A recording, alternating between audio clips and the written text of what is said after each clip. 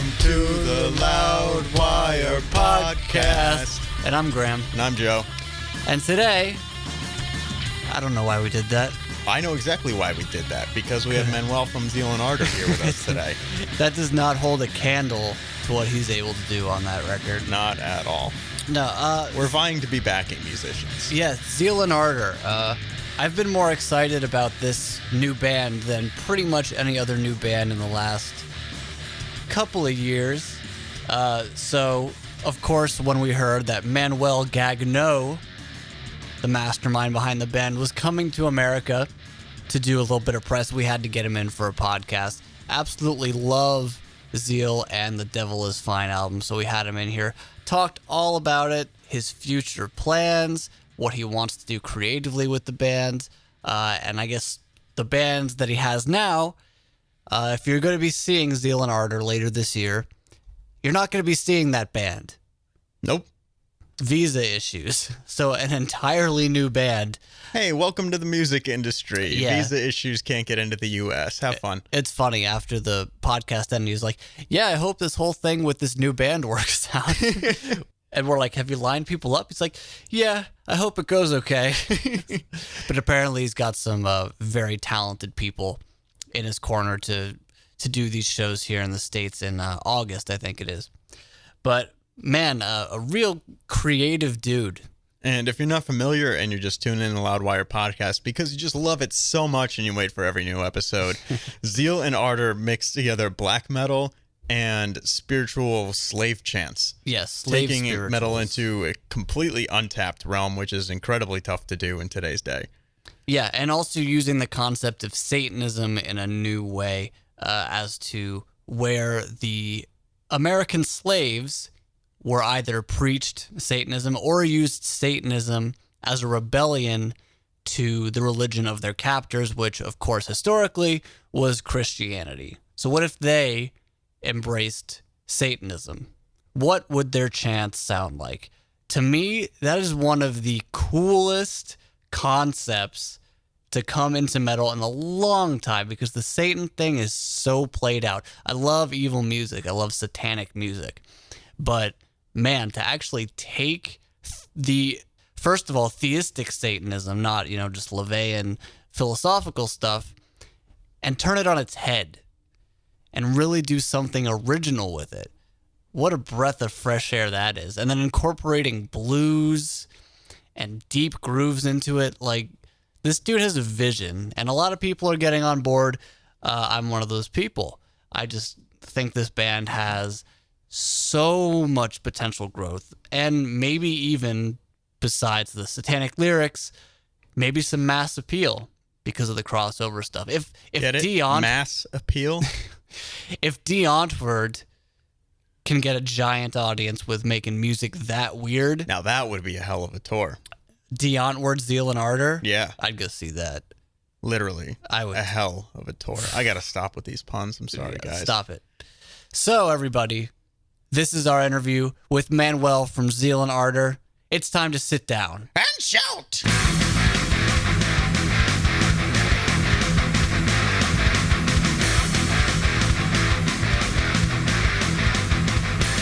All right, everyone, Loudwire podcast, and today we've got Manuel from the mighty Zeal Ardor, and thank you so much for coming by, man. Thanks for having me. This is incredible. Oh, dude, we're so happy to have you here. Zeal Ardor's, I haven't been so excited about a new band in quite a while. At first, I think, like most people who listened to it, I was just like, I don't understand this whatsoever. But then, wait, did I click on the wrong thing? Yeah, is this metal? What is this? Like, hurt my head. But after a little bit, I was like, damn, like I just got more and more into it. I'm sure a lot of people have told you the same thing.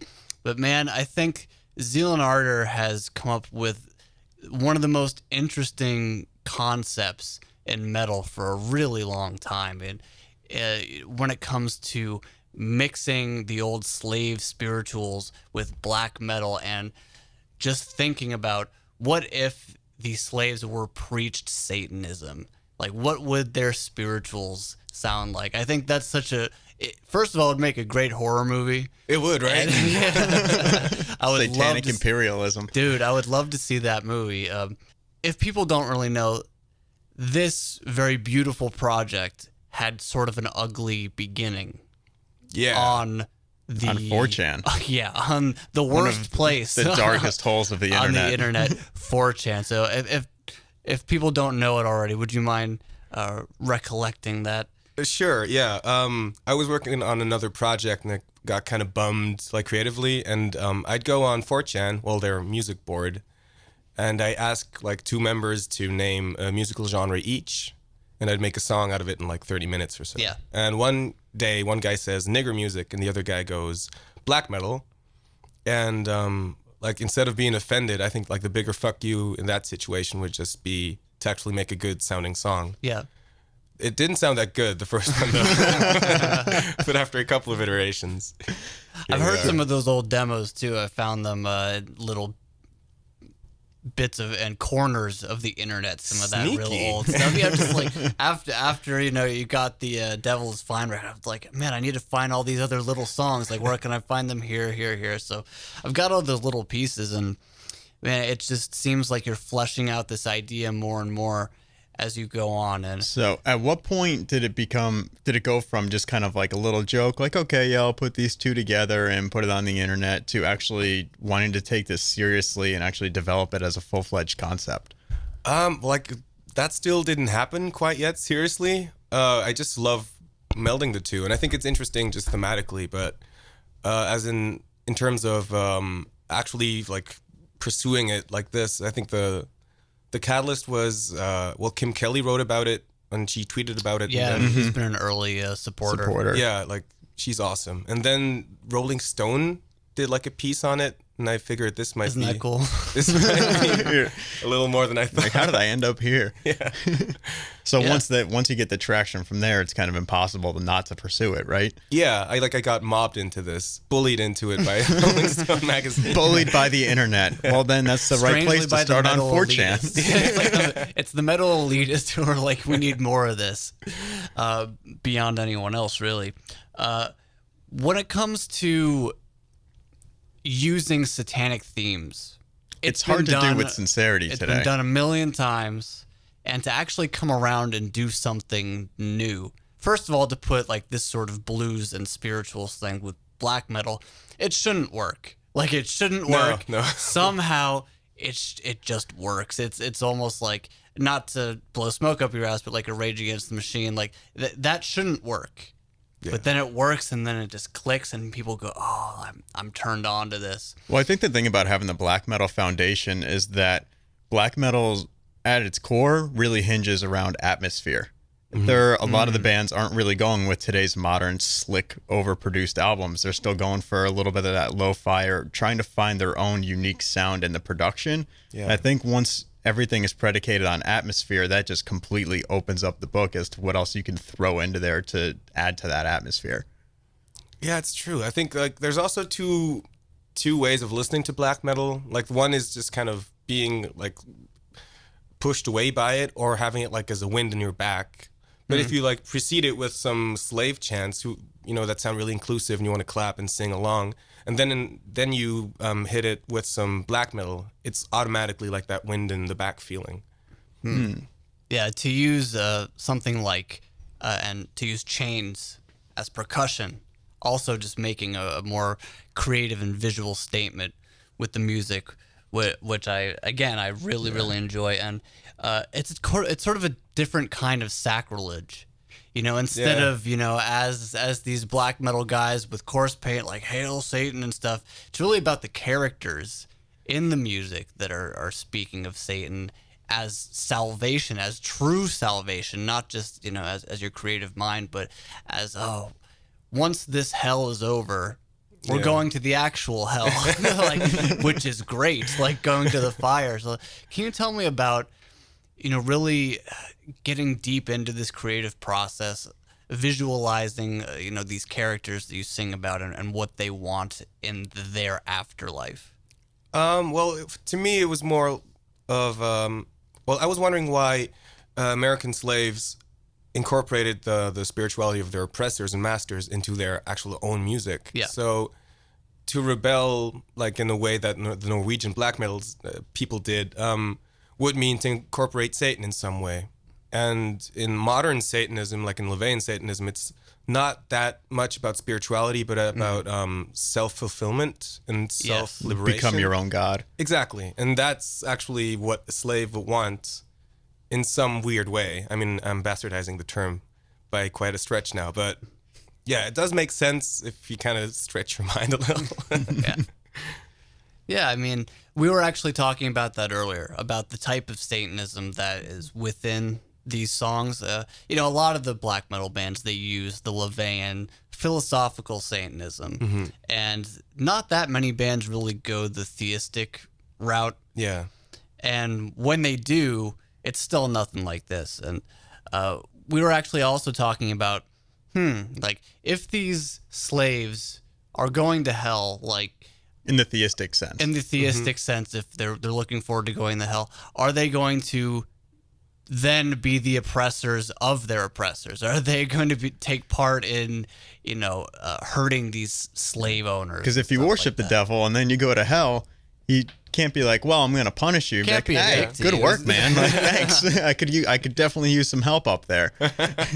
So May very well be. I mean, some of the lyrics are taken from like a grimoire called the Book of Abramelin, which is about like summoning the big bads like Baal and Leviathan and stuff like that. And if you were to succeed in that, you'd be pretty set in hell. Like you'd do good.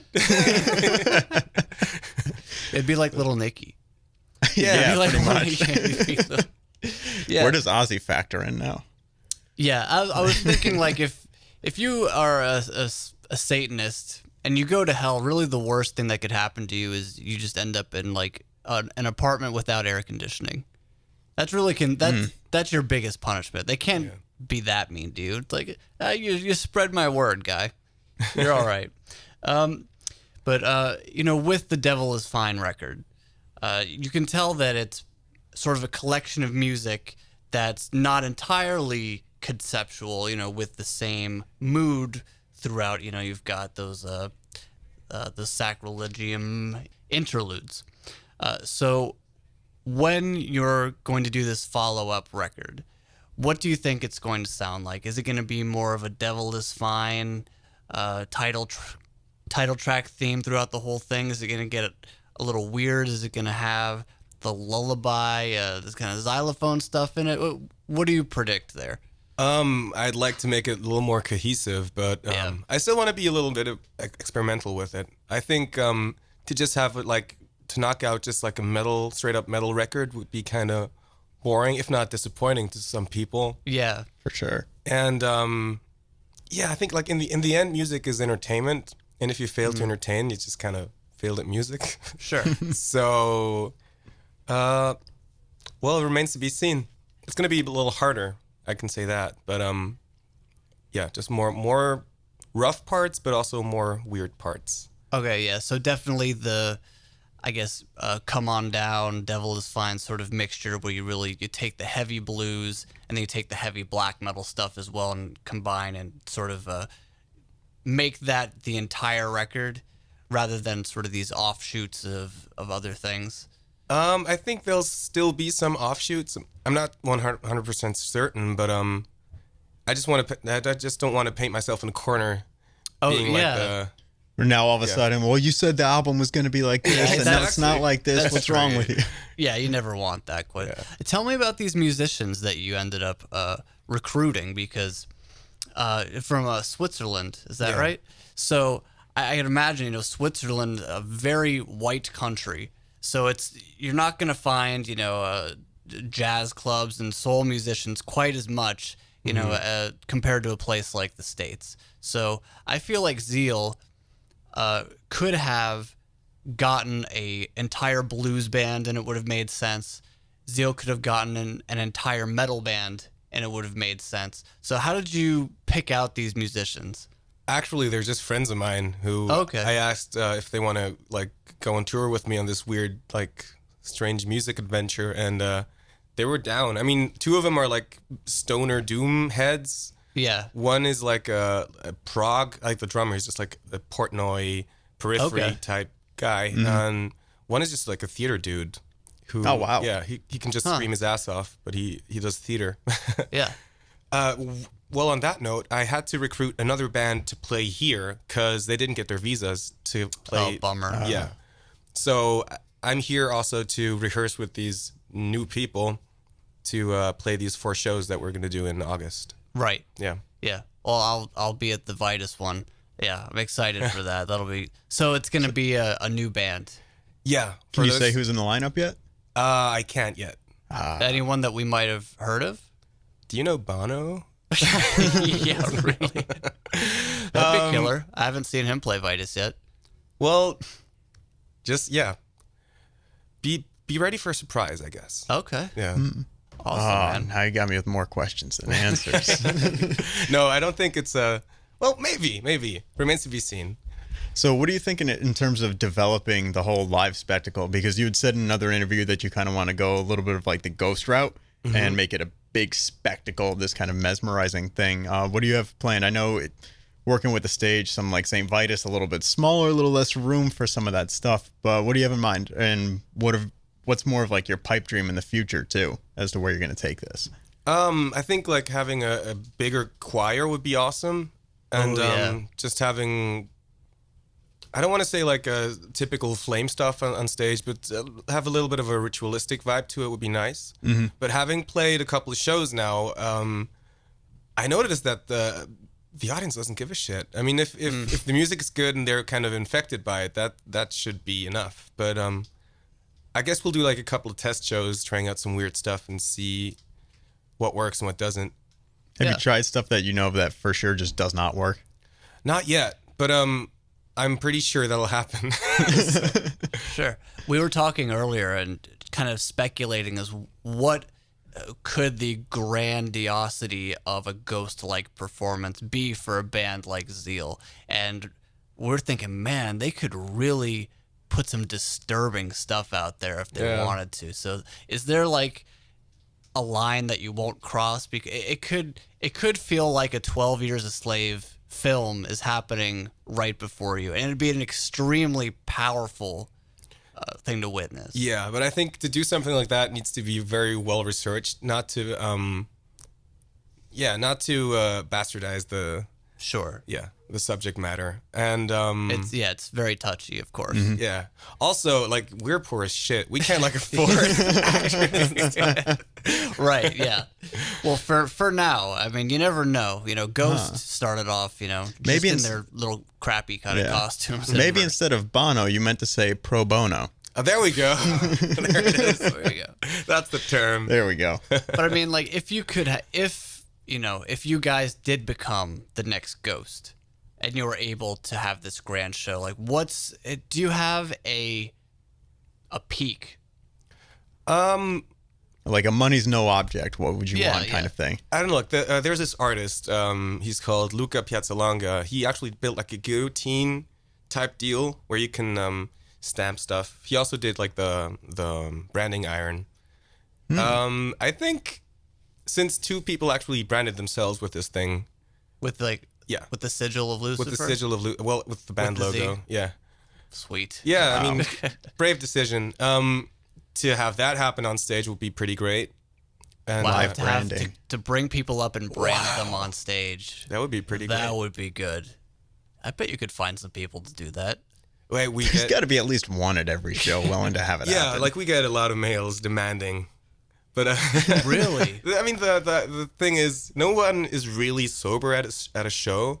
A lot of people making poor decisions. Yeah, for sure. You could crowd surf up and maybe someone just grabs you and brands you against your will. Like, you signed something when you came in the door, guy. Exactly. Yeah. But there's this tang of, this is going to be on your body forever. It kind of sticks with Yeah. you. Dude, that would be insane. That'd be crazy. I would love to see that happen. I would love to see you get branded. Me? Yep. Stay tuned to our YouTube channel. Lucifer is not the worst thing to have branded on you. It's pretty hardcore. Yeah.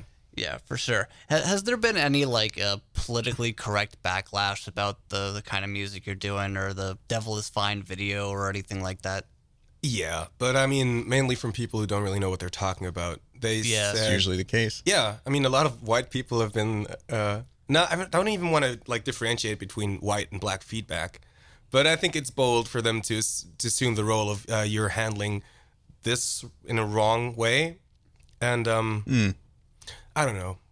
I fail to care. And I feel like a lot of people throw out the word offensive when it's just something that's very uncomfortable for them to deal with. Yeah, and a lot of this can invoke some really raw, hard emotions to deal with, and a lot of people might not be comfortable watching a video with the stuff that you have in there, but it's like, this happened, and you know what? You know what's worse than a music video? It actually happening, because it did. And when you put out images like this, it's a reminder of why we can't have this happen again. And it's important to keep pushing those boundaries and making these people feel uncomfortable, because then it makes them think twice when something like this actually does happen in real life outside of music. Because I'm not like putting out answers to any question. I'm just kind of, gently confronting people with that. Yeah. Well, I think that's one of the best things you can hope to achieve when you're an artist, is to affect people. Right? Like, even if you're affecting them in a way that makes them uncomfortable, you're still getting your message out there. And even if you're offensive to some people, or you're making, I watch a lot of stuff that's artistic that makes me feel horrible. But I'm also glad that I watched it, because it gives you a different experience. Like, have you gotten any interesting pieces of feedback from fans on how your music made them feel? Yeah, there's a lot of people saying they felt liberated by it or empowered, which is great. I think what stuck out to me was this youth pastor who actually said he loved it, because he actually entirely got it. He said, this is like about self-liberation, and I can't really subscribe to the devil aspect of it, but the way he saw it was like a message of unity and liberation, which is weird. Among oppressed people, I guess, yeah? Yeah, and also he saw that it's, I'm not only, what's the word? I'm not appropriating black music, but I'm also appropriating like the Scandinavian music, and in a way that's kind of a hippie thing to do, like the world's making music together and shit. Yeah. He liked that. So that was some good piece of writing that man did. That's cool. Is that online somewhere? It's just in my inbox. Oh, okay. Yeah. Cool. How did he come across it? He didn't mention. You got to send him another email. Yeah, it sounds like it. What quarter of the internet were you on? Yeah. Mr. Pastor. That even is your real name. Have you gotten any interesting feedback from other artists? Yeah. I think Tom Morello really liked it. Oh, that's right. Wow. I've seen that, actually. Yeah. That's a resounding endorsement there. We played a couple of shows with the Prophets of Rage, which was beyond awesome. Yeah. In Europe? In Europe, yeah. What countries? Luxembourg, Berlin, and London. Slash likes it, which is also bizarre. That's cool. Gojira, Joe is like a fan. He lives here somewhere. He lives in Brooklyn. Yeah, he lives in Brooklyn. I should give him like a fruit basket or something. For sure. Yeah. Wow. That's great. I mean, what does it feel like sharing the stage with 3/4 of Rage Against the Machine? Bizarre, man. I can't even. Yeah, it's weird, because I mean the audience is obviously there to watch Prophets of Rage, and you have like a half an hour window to say, "Hey, do you guys like this?" Yeah. And that's a rough thing to introduce to an unsuspecting audience. That's very difficult. It worked pretty well in Brixton, but it's just an entirely different audience, and you're just basically happy to be there and saying like, "Hi, Tom." Yeah, meeting Tom Morello, that's pretty dope. Yeah, see, this is cool having you in here so early in the game, because you're still like overwhelmed and blown away by all the success, and I think I'll always will like be. Slash just told me my band is awesome. Like, this thing started off as a joke. What's going on? God, Slash to like, I like your band. Like, what? Yeah. It's one thing to have like, oh, like Slash reads Loudwire, like, wow, Slash reads what I write. Like, Slash likes your band. That's a totally different thing. Yeah, that's it's just weird, man. It doesn't make sense. What was the biggest crowd over there? I think like 10,000. Jeez. Wow. Yeah. This is like the most promising start to a career then. Well, that's in extreme metal that anybody's I mean, had. that's the audience we mooched off of Prophets of Rage. It's like Yeah. they did not come to see us. Well, yeah. maybe a couple dozen people there. I mean, there they're was at least singing 10 along guys. yeah. So you're playing to an audience that's more politically minded. So I think they're a little bit more open to this kind of thing than just showing up on, I don't know, throwing out a name like Stone Sour or something like that, on just throwing out names. But they're Nickelback Light, you mean? Oh yeah, sorry, Nickelback Light. Just kidding. But you're stepping into an audience that's already aware of social issues a lot more than most audiences. So if people come up to you after the shows who didn't hear of Zeal and Ardor before and were just like, you guys are my new favorite band, or give you any feedback there? In that happened a lot in Holland or in the Netherlands, where we played at this festival where like Radiohead and like huge acts played, like also like borderline indie but more pop, and we were one of the few harder bands, and I guess it was enjoyable enough for them because they came up to us and said, yeah, it's very important and we can subscribe to this mixture of cultures and whatever that was. Yeah, that was pretty nice. But How about anybody from the non-metal community? A little bit more kind of in the blues area. those were actually more like a pop indie people, but the blues area, well, they don't really attend our concerts. Not so much, because like you'll see like every once in a while Meshuggah will wind up on a jazz festival, and you're Hey, like, that makes sense. I mean, they're kind of It kind prog, of makes sense. in it that. kind of, but Yeah. I'd say for 99.5% of the people there, they're gonna go, what just Yeah. happened? Yeah. I could see you guys playing in like an old jazz club up in Harlem or something. Like people there, I'd you be know, down. Yeah. yeah, they like those deep grooves. I mean, there's some strong blues in Zeal and Ardor for sure. I don't know how much they jam with the whole Satanism thing, though. Well, that's probably Could be true. a little rough. Yeah, that might be a little weird. Tough crowd. Just growl the vocals a little bit more, so that way I can't Yeah, understand what you're kinda Maybe saying. real into it until you hit that first guttural. So yeah. So when do you think a new record's gonna come out? It won't be this year because I'm kind of anal about it sounding good. Sure. But I guess we'll record early next year, and it should be ready by latest July. Awesome. All right, Yeah. so about a year from now. About a year from now. Do you have a producer in mind? Yeah, I do. His name is Rick. No, it's No, no, he would it's be down with Zeal. He's got to be down with Zeal. Send him an happen. email. no, it's this Austrian guy called Zebo. Okay. Zebo. He's like really into Russian circles and weird kind of Cool. out there. A Great little band. bit more of that atmospheric Yeah. stuff. And he does pop records, weirdly enough, primarily. But now he said he wants to get into more subversive stuff. Awesome. Yeah. Cool, man. That can help bring out a lot of different elements of the sound too. Yeah. So are you writing a little bit with some of his production styles in mind? Actually, I'm just recording the demos as they are, like Devil is Fine quality demos, and then we're gonna make them sound gooder in Austria. More gooder, More gooder. so much betterer. Cool, man. Well, dude, we appreciate you stopping by so much. Everyone out there, if you haven't checked out Zeal and Ardor yet, the album is Devil is Fine. It is one of the most interesting listens that you'll probably hear in a very long time. Sort of a new branch of metal's family tree may have just sprouted. You never know what'll happen with these guys. So check them out. Devil is Fine. And there's going to be a few tour dates in America later this year in August, I think. Yeah. In August. So if you're in Brooklyn, come say hi to us at St. Vitus. I think you're playing Las Vegas at Psycho. Yeah. That's whatever gonna be a good Psycho one. Las Vegas. One of the that's a killer lineup, isn't it? Yeah. Who are you looking forward to on that bill? Swans, definitely. Yes. I haven't I saw seen your them yet. bassist had a Swan shirt. Yeah, So, she has great she's- taste. She's gonna miss that show though. She's super Oh, angry. She's probably yeah. pissed. Yeah. Bummer.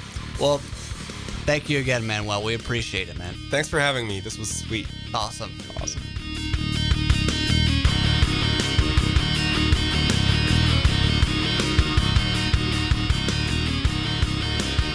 All right, everyone, that was Manuel Gagneux from Zeal and Ardor. Came here all the way from Switzerland. to do some press. We're happy he dropped by.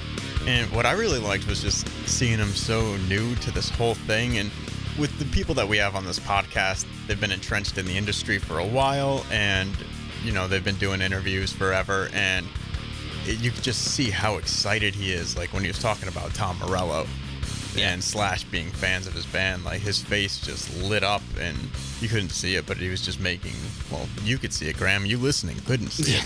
He was making all these like motions, just like waving his hand in front of his face. You're like, is this real? Yeah. And to share the stage with Prophets of Rage, to have Tom Morello say, hey, come open for us. That's what happened with Rage Against the Machine. That's what happened. 3 months into Rage Against the Machine's career, Public Enemy goes, hey, open for us. And that was their first big break. So to have Tom Morello do that for you, dude, unbelievable. Playing for 10,000 people, even if they don't understand what the hell you're doing. To be able to play in front of 10,000 people. Yeah, even if the people that were at the show didn't even like the music or weren't sure what to think of it, how do you not go home and at least check it out and see what it sounds like in the studio versions, read up a little bit about what this guy's doing? Or at least talk about it. It's like, what the hell was that? I mean, that's better than just, being some generic band and people go, another metalcore band, another death metal band, whatever, I've heard it. Wow, you sing about Satan, huh? Yeah, another black metal band. That Azazel. If you don't know, they're that band from Finland who got obscenely drunk probably around high noon for a Steel Fest in Finland. I don't know, what's high noon when Never the sun mind. doesn't go down? Azazel is the most interesting satanic band in the world right now. Sorry, Manuel. Manuel, Azazel, Zeal Ardor, Azazel tour. I would see that any day. Dude, Azazel is the Zeal Ardor backing band. Then he should be worried. Gonna have some problems there. Yeah, for Didn't sure. one of the guys doing that performance just put his guitar down? Yeah, I think he just gave up. Yeah, however many members there were in the band, there was one less playing music on stage, though all members were present. In case you don't know what we're talking about, just type in World's Drunkest Black Metal Band. Yep. And you'll see it. And nice tits. Show us your genitals. Was it pull down your trousers? Put down your trousers. And amazing. If you're looking for some more black metal that has a little bit of that blues to it, definitely check out this band Glory or Belly. That sounds way worse than it actually is. It's not about glory or like belly, like stomach. It's okay. Belli. But they've got some cool kind of bluesy southern stuff to their black metal. Cool. Thank you everyone so much for listening to this episode of the Loudwire podcast. Please hit subscribe on iTunes. Give us 5 stars if you wouldn't mind, and a nice comment. Hit subscribe on our YouTube channel. Leave us a nice comment there too. Go to loudwire.com for all your daily rock and metal news. Follow us on Twitter, on Instagram. You can follow me on Twitter at GrahamWire. You can follow me on Instagram at Ice Nerve Shatter. All right, everyone. Thanks so much. You will hear from us next time. Have a good day.